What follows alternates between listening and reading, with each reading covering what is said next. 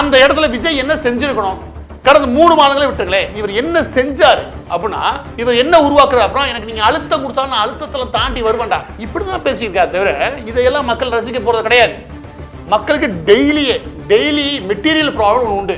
அவனுக்கு விலைவாசி ஏறி இருக்கும். இன்னொரு விவசாயிக்கு பெரிய லெவலில் நஷ்டமாயிருப்பாரு. அவருக்கு பொதுவாக இன்சூரன்ஸ் அமௌண்ட் வந்து சேர்ந்திருக்காங்க. இது ஒரு பக்கம் மக்கள் கஷ்டப்பட்டு மாணவர்கள்ட்ட ஒரு பிரச்சனை இருக்கும்.